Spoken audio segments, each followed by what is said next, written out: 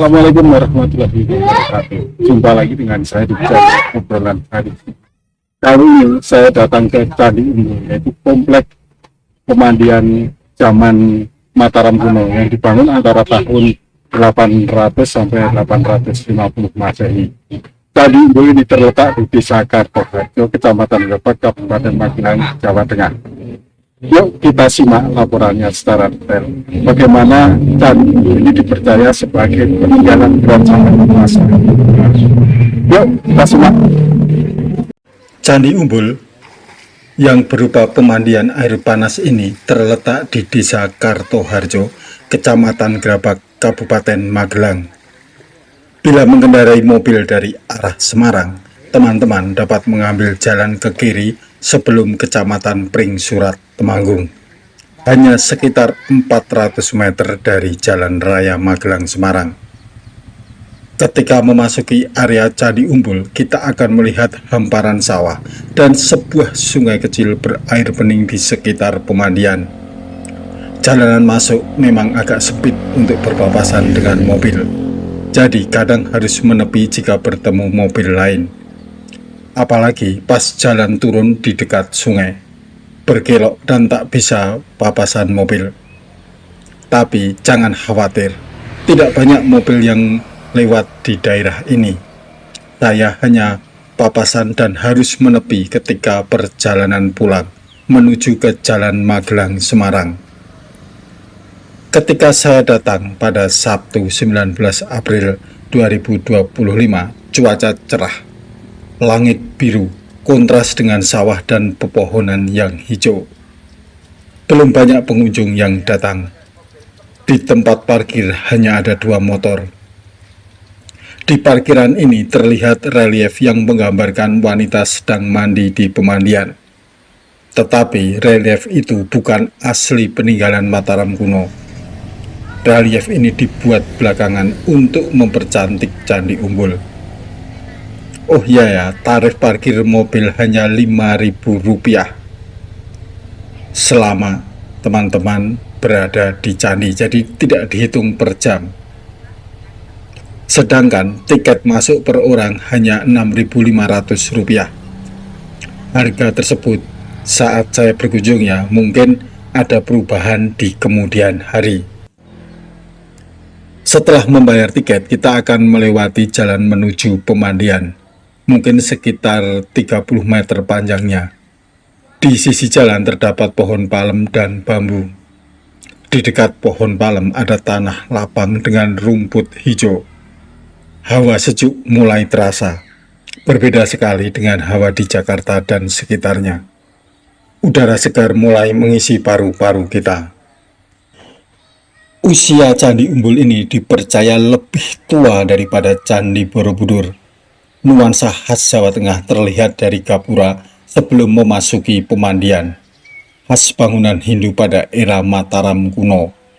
Konon, Candi Umbul berfungsi sebagai tempat pemandian dan peristirahatan bagi keluarga kerajaan serta tokoh-tokoh penting pada masa itu. Setelah kerajaan Mataram kuno mengalami kemunduran, Candi Umbul mulai ditinggalkan dan terlupakan oleh masyarakat.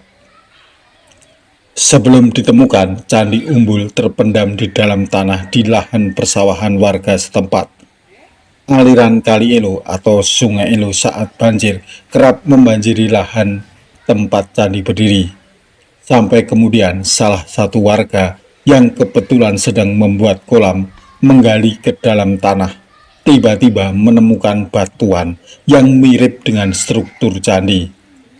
Batu-batu itu ditemukan banyak jumlahnya dan membentuk struktur seperti kolam. Warga pun terus menggali, hingga terlihatlah sebuah kolam bekas tempat pemandian kuno. Di tengah-tengahnya, air panas memancar keluar dari mata air atau umbul. Di sekitar kolam itu juga ditemukan 2 buah candi kecil, seperti gerbang saat masuk. Sumber mata air panas tak diketahui asalnya. Candi Umbul sempat terkena erupsi, gempa bumi, dan banjir sehingga terkubur. Sebagian besar batunya dibawa air. Inilah batu-batu yang tersisa hasil ekskavasi temuan BPCB, Badan Pelestarian Cagar Budaya. Candi Umbul ditemukan kembali pada abad ke-20. Para arkeolog dan peneliti kemudian melakukan penelitian mendalam mengenai Candi Umbul tersebut. Kemudian dilakukan pemugaran. Upaya pemugaran dan pelestarian Candi Umbul dilakukan untuk mengembalikan keindahan dan menjaga keberadaan candi sebagai warisan budaya. Sumber air keluar dari dasar kolam, menyembul berupa gelembung-gelembung atau yang di masyarakat Jawa disebut mumbul atau naik. Karenanya tempat ini diberi nama Candi Umbul. Kolam di situs ini terbagi menjadi dua tempat. Yang pertama, terletak di bagian atas, merupakan kolam air panas, mengandung belerang. Kolam air hangat ini dipercaya bisa menyembuhkan berbagai macam penyakit kulit, seperti gatal-gatal. Bahkan dipercaya memperlancar peredaran darah. Yang unik dari kolam pemandian Candi Umbul adalah tidak adanya bau belerang, seperti layaknya sumber air panas di objek wisata air panas lainnya. Sedangkan kolam kedua lebih rendah, berisi air yang lebih dingin. Keseluruhan dinding kolam terbuat dari lapisan-lapisan batu andesit. Sampai saat ini belum diketahui secara pasti dari mana sumber air panas itu. Entah dari panas bumi, aktivitas vulkanik, atau penyebab lainnya. Kolam besar di Candi Umbul berukuran 12 kali 8 meter dengan kedalaman kolam 2 meter dan kedalaman air 1,25 meter.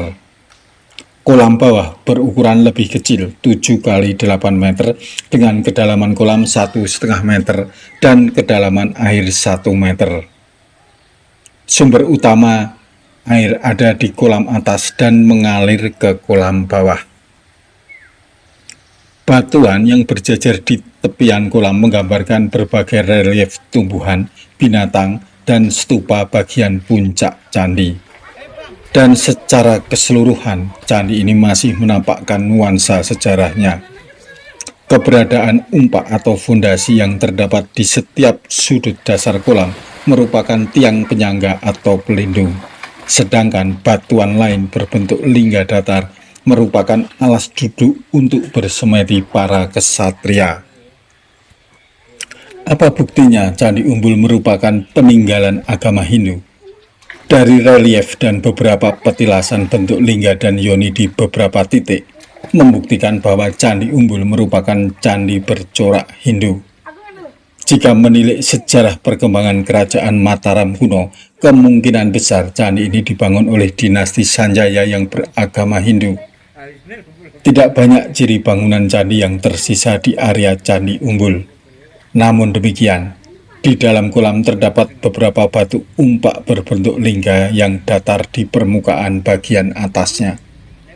Di samping sebagai patirtan tempat mandi, sangat dimungkinkan keberadaan landasan batu umpak berbentuk lingga tersebut dulunya dipakai sebagai alas tempat duduk untuk bertapa kungkum atau bertapa rendam para kesatria pada masa lalu. Oh ya, saya sampai lupa ya, di dekat batu yang ada di pinggir kolam terdapat sebuah makam kuno. Kata penjaga Candi Umbul, itu makam Mbah Ronggojati, tokoh penting era Mataram kuno. Sayang, tidak ada penjelasan lebih lanjut soal sosok Mbah Ronggojati tersebut. Nah, jika teman-teman ingin datang ke Candi Umbul, pemandian ini buka dari jam 6 pagi sampai 6 sore. Tiket dan parkir murah. Dijamin tidak ada parkir liar, pungutan ormas, ataupun pungli lainnya. Murah meriah dan bersejarah. Candi Umbul memiliki fasilitas musola, kamar mandi, tempat bilas, gardu pandang, dan kantin. Oke teman-teman, kita akan bertemu lagi pada episode berikutnya dengan topik yang berbeda. Sampai jumpa. Wassalamualaikum warahmatullahi wabarakatuh.